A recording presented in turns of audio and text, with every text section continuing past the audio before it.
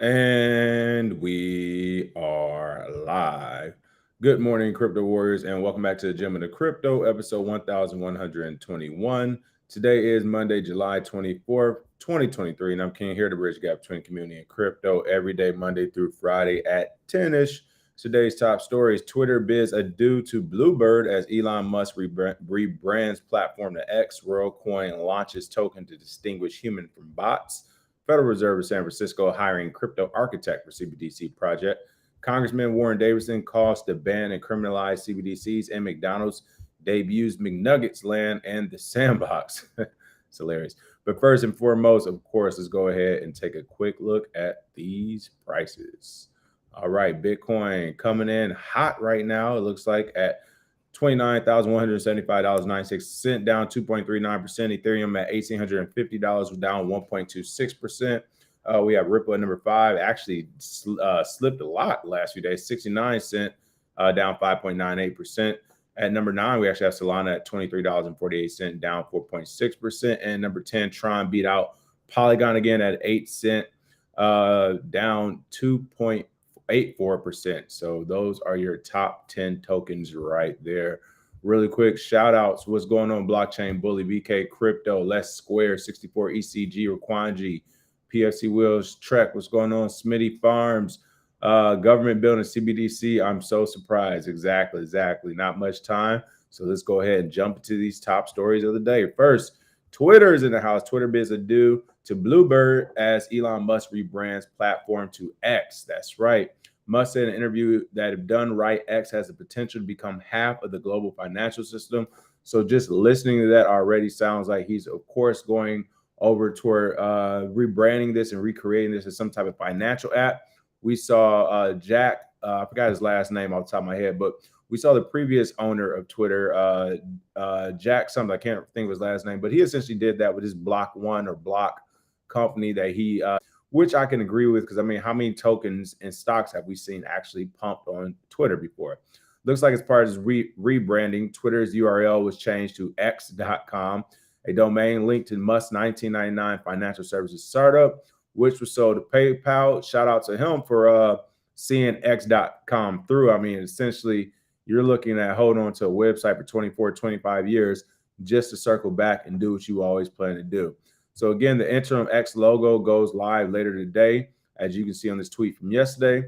X.com was an early online bank, and the company was initially founded by Musk and Greg Corey, who went on to fund Musk's later ventures, Tesla and SpaceX. So to me, it looks as though as if his X.com or his Twitter or X that he wants it to be, he bought Twitter for the volume play. He bought it because it had volume and customers and people he knew he can convert over to the financial industry or different financial services, which it looks like Elon's going to get back in bed with after the whole PayPal thing as well. So, of course, he used this already with SpaceX, Tesla, X car model, so on and so forth. He established X Corp in March as the parent company of Twitter, kind of making it scary to me because it sounds like Mr. Robot E Corp. You know, that was the evil corporation that ran all of the CBDCs essentially in crypto. So, but again, this, as Musk said, if done correctly, could become a popular platform for finance, banking payments, and data. And over time, it has potential to become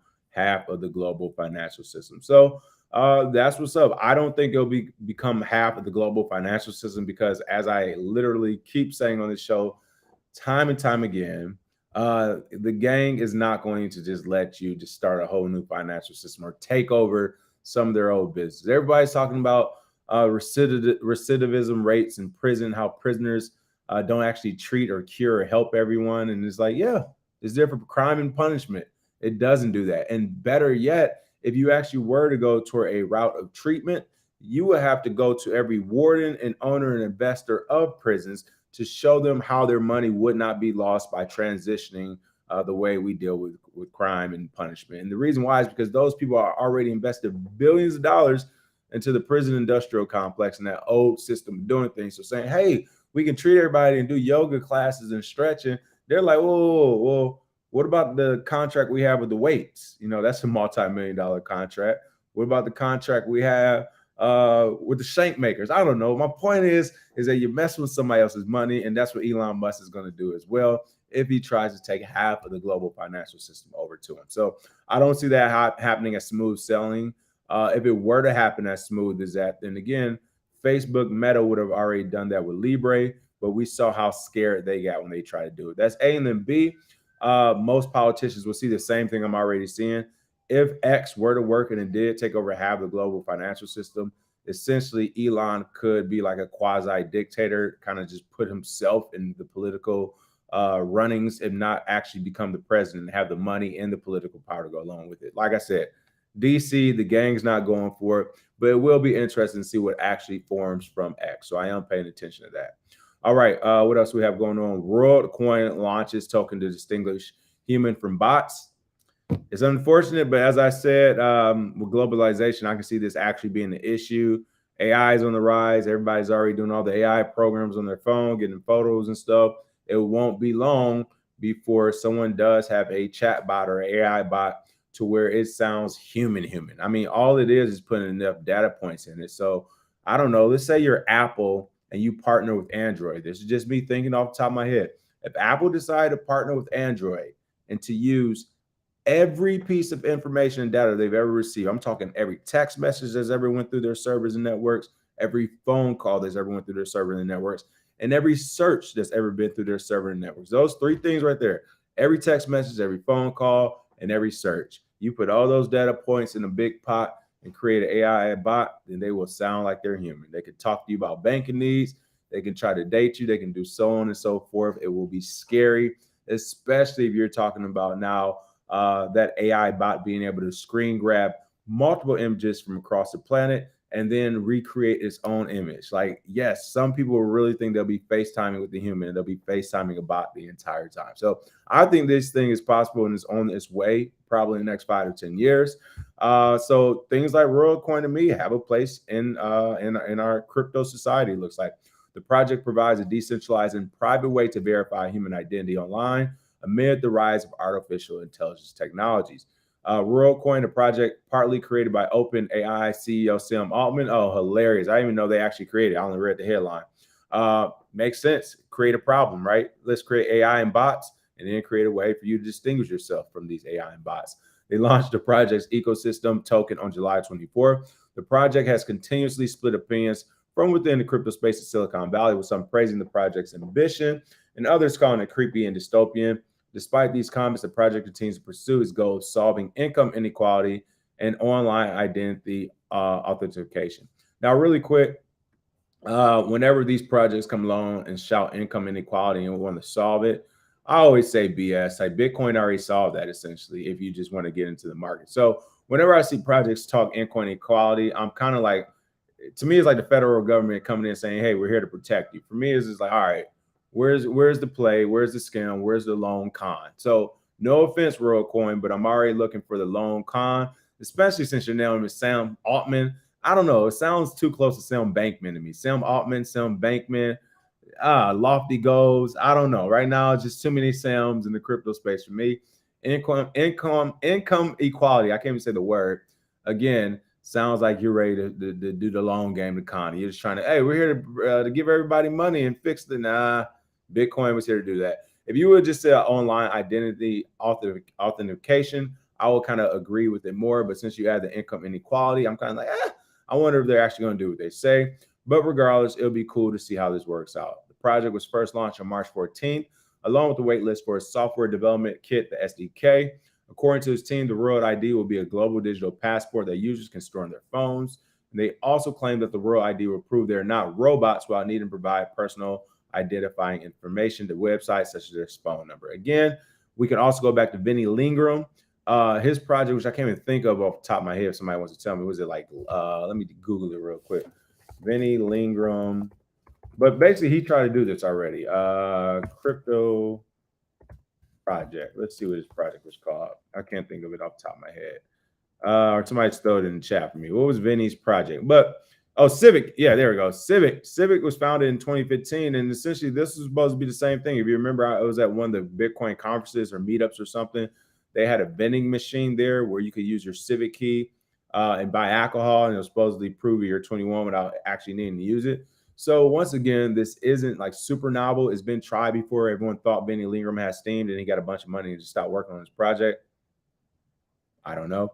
But this isn't new. So again, if it works, it'll be cool. But it won't be the first time someone's actually tried it. So I guess we'll have to wait and see how they develop this project. But again, Vinny kind of did this already. He got a lot of money, and then the guy fell off the face of the earth. So we'll be able to see. We'll see how this works. I don't know. I don't know on this one, but like I said, their whole income inequality. That's how the scams get going. So I don't know about that one. Junior Magley said Elon versus Zuck is the new age Rockefeller versus Carnegie. I mean, I guess so, except I think Rockefeller and Carnegie at least got sun on their bodies, but hey, I get it. Let's see. Already hired that WEF chick to manage the chat. Someone said, all right, there we go. Maybe Musk is the guy to front for the gang. Possibly. Maybe he's already in deep. He has been around. PayPal already gave him an introduction to the government. So true there. That is a true story. The hardware on this Worldcoin trash is the novel aspect. Had a Porsche designer put it together, says Walker Lamer. A Porsche designer put together Worldcoin. So yeah, like I said, that income inequality, that might be the fix right there, but we'll see. All right, San Francisco is in the news. Looks like Federal Reserve of San Francisco is hiring crypto architect for CBDC project. That's right. San Francisco's Federal Reserve Bank is seeking a crypto architect for a central bank digital currency. The position is going to be full-time and hybrid, as they say, with the annual salary starting at $134,900. There we go. That's actually pretty decent, I would say, to start. I would say after 2 or 3 years, that would damn near need to double. But to start, that's a pretty good price tag. And just to give you an idea, people, this is government money. People in the government don't make this much. Let me give you some examples of people I know off the top of my head who makes around $134,000, $135,000 in government. Not quite 135,000, but admirals, generals, and high-ranking nuclear engineer officers who work on carriers, they can make up to about 120K during wartime and on deployment. So again, right now, an admiral, a general, or a high-ranking nuclear engineer in the military, or on the actual government side, I think senators start to ballpark it around there as well. And then just give you an idea, the president is only taking home like $400 and some $1,000 a year or whatever. So literally, you're making a quarter of what the president will make. This is huge. Actually, shout out to San Francisco Federal Reserve Bank. Well, I said government. I forgot this is a private company. They're just playing with the government. I forgot. Pardon me. But anyway, this is a great starting salary for this position to begin. Again, in a couple years, I think they need to readjust it. They're asking candidates to have knowledge of distributed systems implementation, cryptographic protocols such as hashing, public-private key pairs, and signing, consistent algorithm, and security. All right. So really quick, one thing they are already doing wrong, and this is the confusion in this space oftentimes, even with the developers. Just because a person can develop all this stuff and understands the intermakings of this, like distributed systems implementation, cryptographic protocol, like that does not mean they're actually the best person to lead the actual CBDC project itself, right? They're not the best project manager. So it's interesting to see here if the San Francisco Federal Reserve are actually just looking for somebody to build this up on the back end, they have someone to actually manage it, or are they actually looking for someone to bring it to market? So I'm assuming since they're saying architect, they just want you to build it. And if it's just to build it, then this is a great start. But if it's anything more than building, I would say they're kind of going in the wrong direction. Given the dollar's significant role, the FRS seeks to further understand the costs and benefits of the potential technologies for CBDC and this emerging field. Reads the posting. According to the Federal Reserve System careers page, the position has been open for more than 30 days. So boom, it's not an easy position to fill. We all clearly know why, because this is actually a hard position to fill. A, and then B, for the person who can do this, they can honestly just do their own project, get funding of $135,000 and use that on marketing and make millions of dollars overnight. So again, this is where the competitive side comes in, as like the person who can actually do this the proper way that San Francisco needs done, $135,000 barely covers it. So that's the double-edged sword of this market, which is why the price point will continuously go up, whether it's the price point of actual fiat value of Bitcoin or some of these other cryptos, or if it's actually the job side, which is just as important, because if you get this job, this could be your way into Bitcoin, right? You don't need to buy it anymore. You can just get it either cash from your employer, from the Federal Reserve, and buy Bitcoin, or you can actually have them pay you in Bitcoin. But either way, it's pretty cool to see. And yeah, S1 Dub said the salary for this position is way too low, especially if you have to work on site in San Francisco. So that's what I'm saying. Like the 135, I don't think they realize it. Like, I think they're realizing now. They put a job posting out for $135,000. It's been sitting there for 30 days. It's not enough. Like it's like I said, it's good to start in 2 years. They would need to revamp it. But if it's been there for 30 days, you might need to already go from 135 to 160. I think 160 will start to get people interested. 200 will get you somebody decent. 250, 300K will get you the right person. And that's with at least a 2 to 3 year contract, because they're going to want 600 to 900 back because they know what they're creating. So we'll see what happens. But again, good start. But as they can see, not enough. I love it too. I love it. The capitulation will be crazy, not just in the sense of actually having to buy crypto, but even the jobs. Like I said, people, we're going to keep the show going. We're going to keep doing classes. They will come knocking one day, and the price of the brick will be expensive. It is what it is. All right, Congressman Warren Davidson calls to ban and criminalize CBDCs right after that. And this is my point. Hey, who's in the right? The private shadow government, private reserve, Federal Reserve Bank, or are our own congressmen and politicians right? So essentially, this is what the SEC is doing to private companies. SEC saying, hey, all these things you all are doing are illegal. You private companies and sovereign individuals and citizens, you can't do financial services and exchanges and crypto. Well, it looks like the congressman is flipping it on the side. Fine. If that's the case, you private companies, you private banks, you Federal Reserves, you can't do CBDCs either. I love it. Money should not be programmable by a central authority, argues Republican Representative Warren Davidson. Thank you. One sentence, and I mean, this is really the article, and I don't know why this is hard, except I do know why, because they're operating as a gang. Money should not be programmable by a central authority. Why? I don't know. Let's, for once, out of your imagination, let's not say it's just the government who's going to have access to this programmable money. Let's say, I don't know, let's say King gets to decide what the programmable money does. And King says if you're not between the height of 5'5" to 6'1", you don't get to use programmable money. If you cough more than 3 times in a day, you don't get to use programmable money. And you know what I mean? I can just add so many. If you vote left, you don't get to use programmable money. If you vote right, you only get to use 1 Satoshi of the programmable money. This thing is a slippery slope. It can get ugly. It can get terrible. So I am not with this. Shout out to Warren Davidson for seeing the madness of this play here as well. So again, Warren Davidson saying money should not be programmable by a central authority.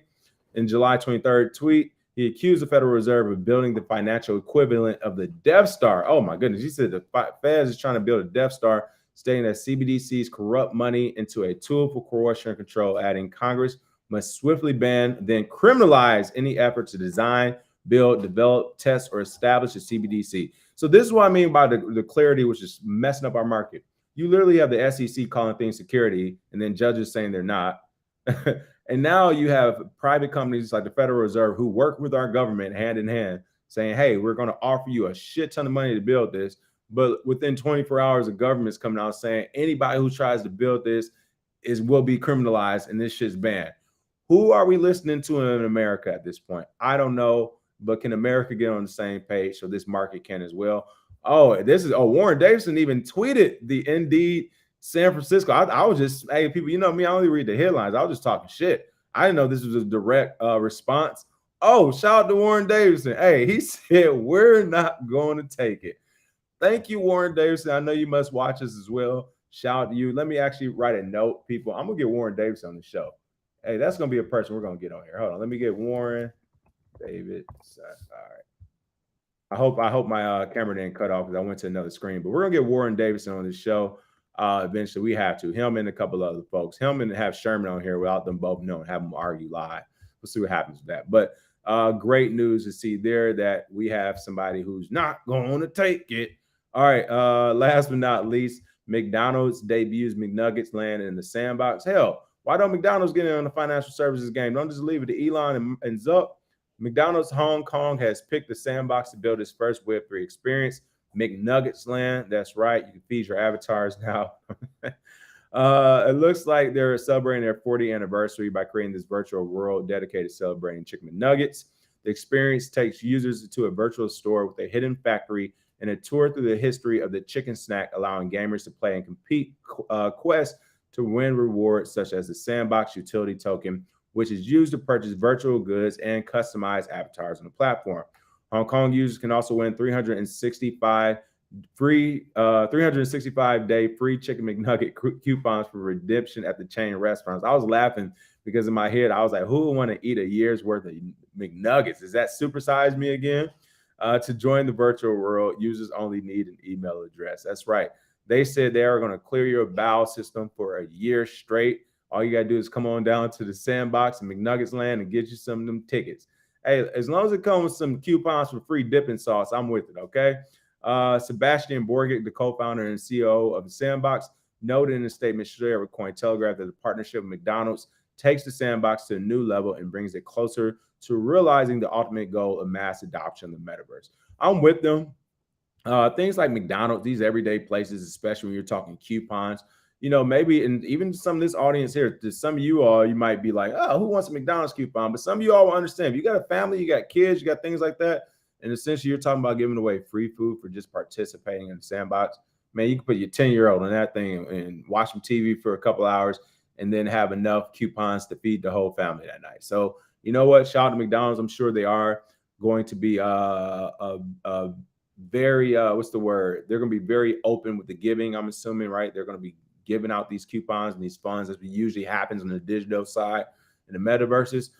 So shout out to them, and hopefully this will be a good project. I'm laughing because they're laughing at me. Clear my bowels for a year. You already know it. All right. Other than that, folks, that is the show for today. Make sure you smash that like and share. Yeah, I was thinking about Brad Sherman. I'm gonna have to holler at him. Make sure you smash that like and share. The podcast is being updated. I think we're like 1 or 2 episodes away. So the next few hours, the podcast will be fully updated, and I will see you